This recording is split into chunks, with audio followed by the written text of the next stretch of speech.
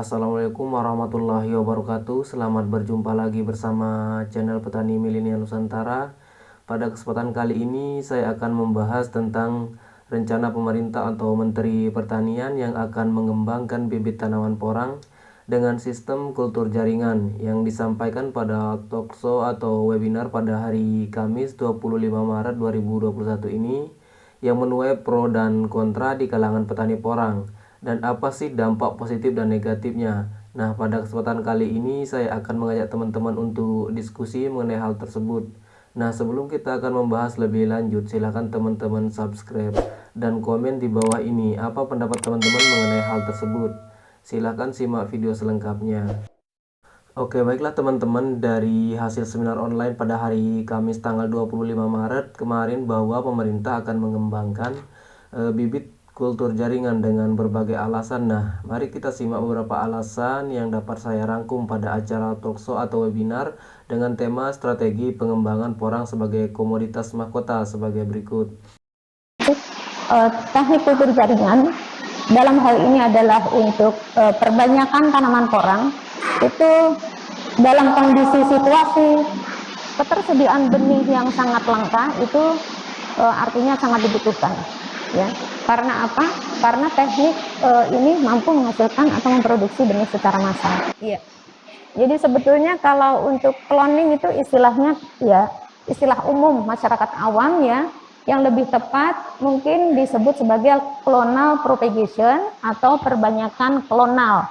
Nah, perbanyakan klonal itu adalah perbanyakan dari jaringan somatik, bukan jaringan gametik.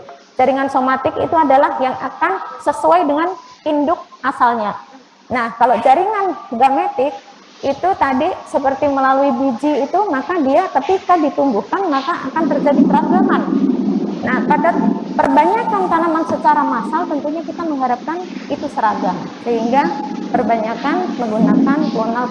Untuk tanaman porang untuk saat ini, ya, kalau menggunakan teknik kan ada dua, perbanyakan secara konvensional, kemudian yang satu adalah secara bioteknologi. Dalam konteks ini adalah kultur jaringan.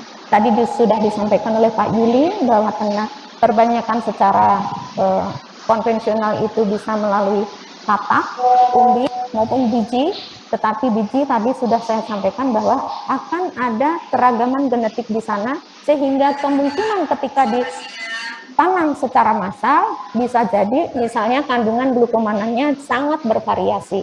Nah, dengan aplikasi teknologi kultur jaringan, maka diharapkan nanti benih yang diproduksi itu bisa selain cepat, kemudian jumlahnya banyak atau dalam skala massal, dan kemudian bisa seragam, bebas hama dan penyakit, dan yang tidak tergantung kepada musim, ya. Kalau katak itu diproduksi musim tertentu, kemudian setelah itu mengalami dormansi. Nah, kalau yang perbanyakan benih secara kultur jaringan, maka dia tidak tergantung pada musim dan bisa mengatasi masalah dormansi.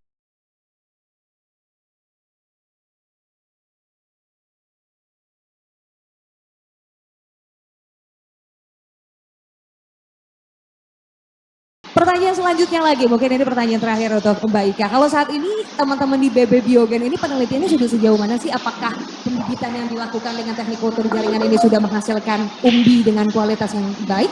Seperti apa sejauh ini? Ya, sebetulnya tadi sudah saya sampaikan, jadi diawali pada tahun 2000-an, kemudian kita optimasi pada akhir tahun 2018 kami berkolaborasi dengan Direktorat Perbenihan, Dirjen Tanaman Pangan, dan diperoleh paten terdaftar pada 30 Desember 2020. Kemudian sudah ada perusahaan yang berminat untuk melisensi teknologi ini dalam konteks untuk perbanyakan benih secara massal. Nah, saat ini kami juga masih melanjutkan riset, yaitu untuk mengetahui pertumbuhan berikutnya dari tanaman yang dihasilkan dari teknik kultur jaringan. Nah, sepanjang dari pengamatan di rumah kaca menunjukkan bahwa tanaman yang dihasilkan dari kultur jaringan itu punya ini, Mbak, punya tunas yang lebih banyak, kemudian akar lebih banyak dan lebih panjang, kemudian umbi yang lebih besar. Nah, tapi kita tentu saja sebagai peneliti harus yakin ya melakukan pengujian di lapang. Nah, ini in progress. Mudah-mudahan memang hasil dari kultur jaringan ini bisa meningkatkan produktivitas selain mempertahankan dari kadar glukomanan tanaman induk yang unggul. Demikian. Nah, itulah tadi alasannya bahwa pengembangan tanaman porang dengan sistem kultur jaringan ini mampu menghasilkan tanaman yang lebih baik, baik dari kuantitas dan kualitas hasil panennya. Namun perlu digarisbawahi bahwa pengembangan tanaman porang dengan sistem kultur jaringan ini adalah hasil dari kolaborasi antara peneliti dengan sebuah perusahaan. Artinya bahwa proyek ini bukan pure program dari pemerintah dan tidak menutup kemungkinan bibit tanaman porang ini akan menjadi ladang bisnis bagi perusahaan tertentu, sehingga dapat mengancam petani porang yang menjual bibit dari biji atau buah kata. Karena seperti yang dijelaskan tadi, tanaman porang dengan sistem kultur jaringan ini lebih baik dan berkualitas daripada bibit yang dari biji dan buah katanya. Nah, teman-teman, selanjutnya apa sih dampak positif dan negatifnya secara umum? Perbanyakan tanaman dengan sistem kultur jaringan ini, dampak positifnya yaitu dapat memperbanyak tanaman dengan cepat dalam jumlah yang cukup besar, mendapatkan bibit yang bebas dari hama dan penyakit. Selanjutnya, sifat tanaman sama dengan induknya, serta dapat meningkatkan kuantitas dan kualitas hasil panen.